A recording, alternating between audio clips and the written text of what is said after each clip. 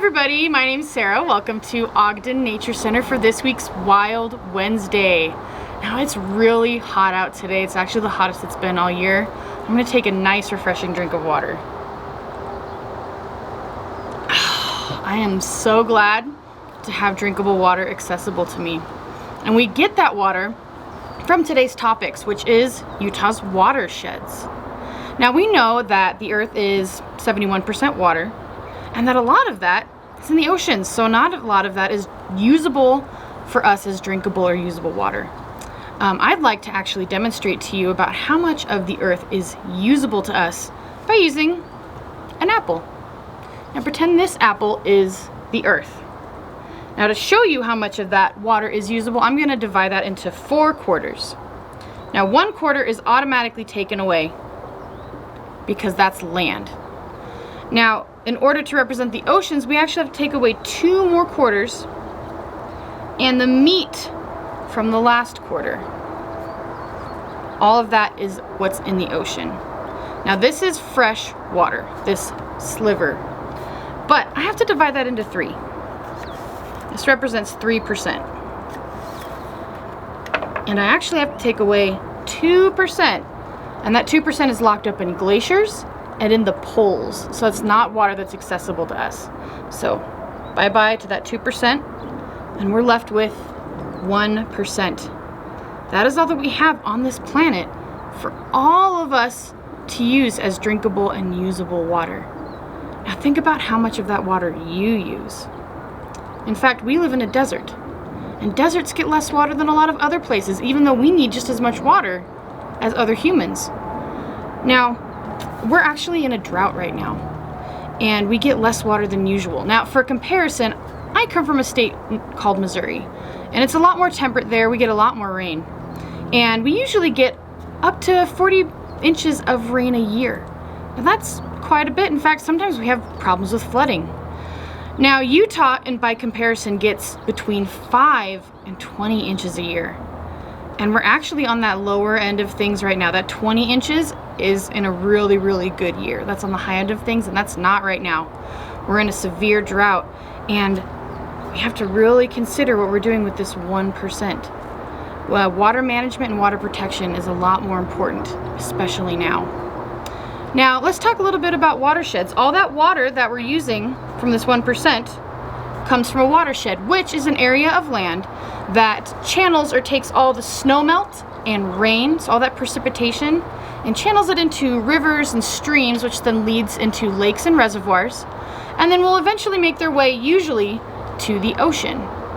Now, Utah has 2 main watersheds. We have the Upper Colorado watershed and the Great Basin watershed. The Upper Colorado, that of course comes from the Colorado River, and that covers a lot of eastern Utah and then into like southern and southeastern Utah. And that actually drains into the Sea of Cortez, which is in Mexico. The other watershed that we have is the Great Basin, and that covers a lot of northern Utah and western Utah. And that actually terminates or ends in landlocked bodies of water like the Great Salt Lake. We are in fact the only watershed that does not end up in the ocean in the United States. That's actually pretty cool to be living in such a special place. Now, watersheds, they don't pay attention to state lines or county lines or anything like that. So the Great Basin and the Upper Colorado watersheds, those do bleed into other states surrounding us. And Utah divides those watersheds into 10 watershed management areas. Now, the one that we're concerned with in Ogden is the Weber River watershed area. And that, of course, is fed by the Weber River. Now, it does have branches off of other creeks and rivers and tributaries, and those are things like the Ogden River or the Lost Creek or Beaver River, places like that. And those then, of course, feed into reservoirs like Causey or Pineview or Echo, and then all the way down to Willard Bay. And then eventually will again end or terminate into the Great Salt Lake or other landlocked areas. Now you might think of those places as the places you like to go to swim or to go fishing or boating. We use those for recreation. But they're incredibly important not only for us for our drinking water purposes, but also for wildlife. So those are really important areas for us to help live our lives and to survive.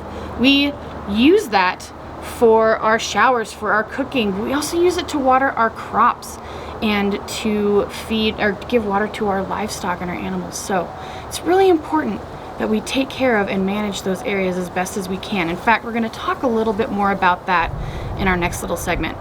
Now let's pretend that this is the Weber River. We're getting a bunch of snow and some rain, and it starts flowing, doing its job, bringing us water. But maybe someone at the top of the river, maybe they put too much pesticide or chemicals on their garden to help get rid of the pests. So maybe we need to add a little bit of pesticide into our river here. Oh, that doesn't look good. All right, let's give it some more rain and snow. Things continue on, and maybe there's someone out there who has a leaky oil in their car and they're not taking care of it, so we get some oil that leaks into our river. Oh, that looks so bad. Okay, well, things continue on. We'll see where that ends up in a minute. But maybe someone decides they don't want to throw their trash away and they just dump it right in the river. Oh no! Let's see where all this ends up. Get a little bit of a water surge.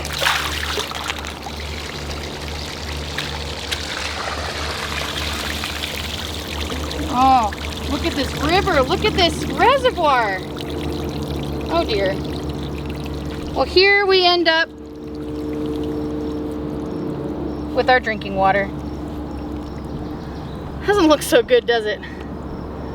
No, I don't know if I want to drink that. So this is just to demonstrate that what happens with our watersheds is everything that ends up at the top will eventually end up in the bottom. And so pollutants and trash and all these things, they really impact our water quality, which is incredibly important to our survival and the survival of all the wildlife that's surrounding.